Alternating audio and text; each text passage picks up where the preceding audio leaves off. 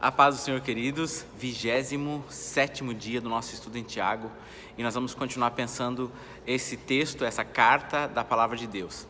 Você já teve num dia tão alegre que você teve vontade de sair cantando, e cantando muito, e um dia tão triste que talvez a sua única vontade era se fechar no seu quarto e dobrar os joelhos e orar e chorar e buscar em Deus?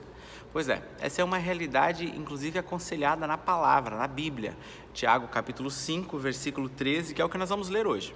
Olha só: está alguém entre vós sofrendo? Faça oração. Está alguém alegre? Cante louvores. Esse é o texto que nós vamos pensar hoje, porque é um texto muito profundo e maravilhoso. Repito, está alguém entre vós sofrendo? Faça oração. Está alguém alegre? Cante louvores.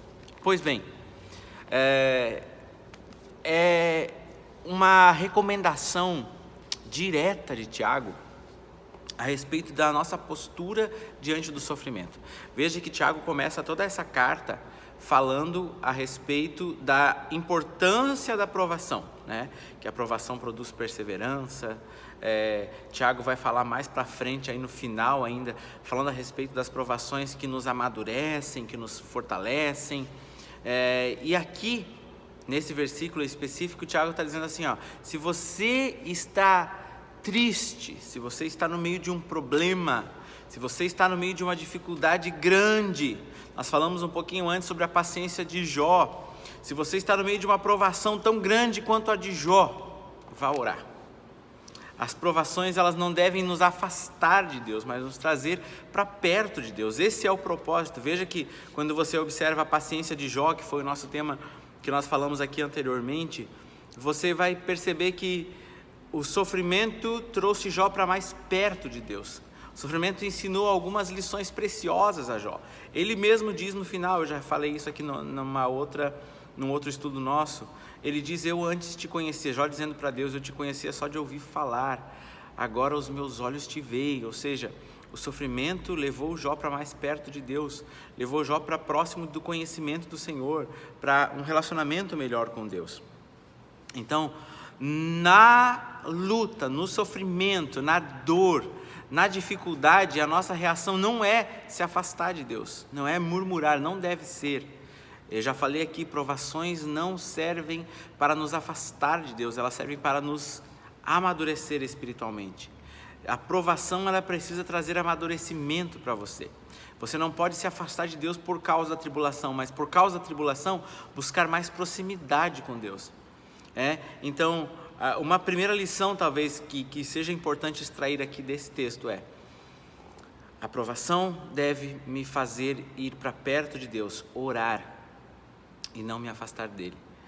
Há muitas formas que nós reagimos ao sofrimento, né? As pessoas reagem de formas diferentes ao sofrimento. A dor faz com que algumas pessoas se fechem, se isolem, mas não tem nada que faça com que a oração flua com muito mais facilidade do que naqueles dias de maior angústia.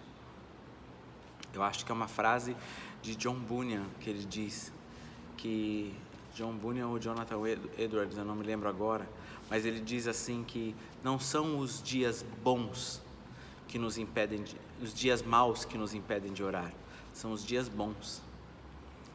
Quando tudo está bem, quando não há dificuldade, quando não há dor, os dias bons fazem com que a gente não dobre os joelhos, com que a gente não se aproxime de Deus. Mas os dias maus, esses dias sim, eles nos levam para perto de Deus. E nós precisamos estar em oração. Então, está alguém triste? Faça oração, ore. Essa é uma recomendação. E nós cremos nessa verdade de que Deus muda as circunstâncias pela oração.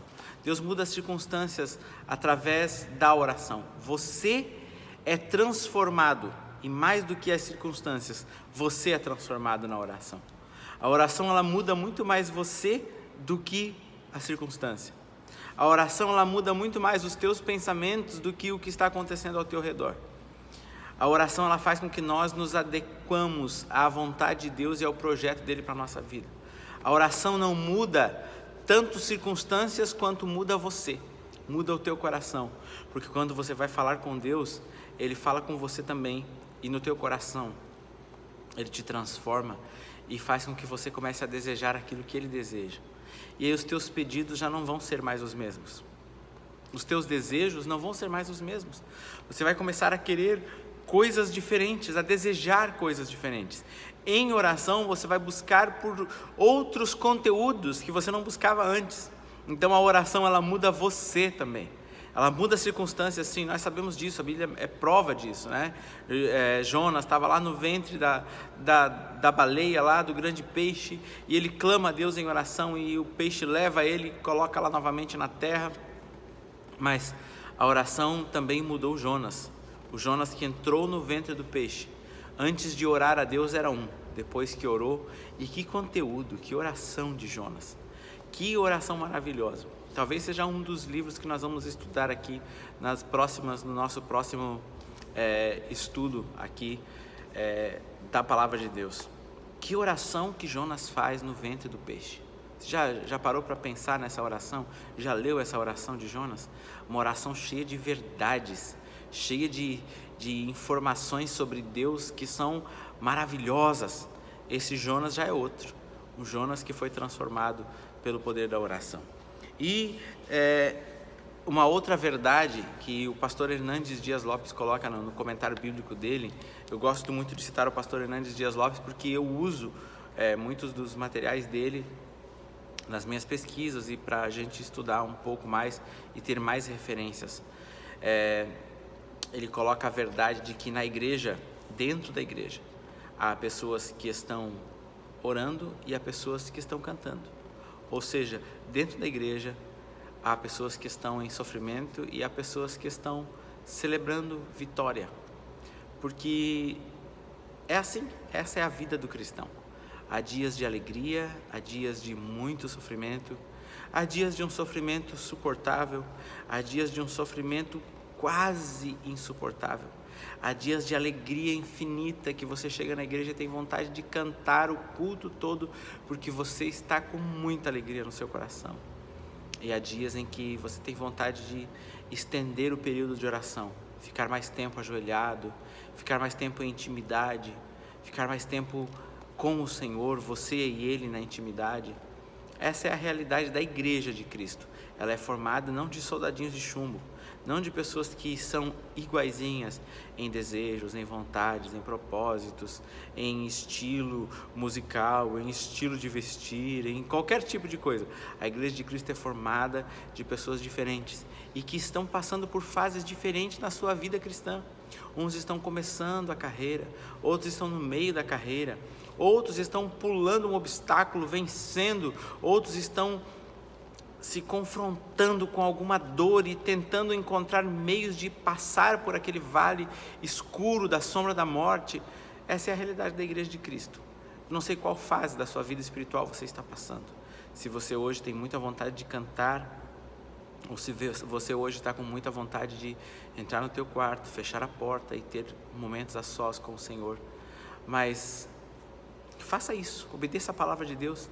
Se você está triste, vá orar. Ore muito, ore muito. Tenho certeza que Deus vai mudar muito o teu coração e também as circunstâncias. Se você está alegre, cante muito, cante. Celebre ao Senhor. Não quero ser pessimista, mas eu preciso te dizer, vão vir dias que você não vai ter esse ânimo todo para cantar. Mas para você que está no meio da luta, eu digo, vai haver dias que você vai ter vontade de cantar muito, porque Deus vai te dar alegria. Essa é a realidade da nossa vida. Que Deus abençoe-nos a todos. E até amanhã, nós continuamos. Um grande abraço.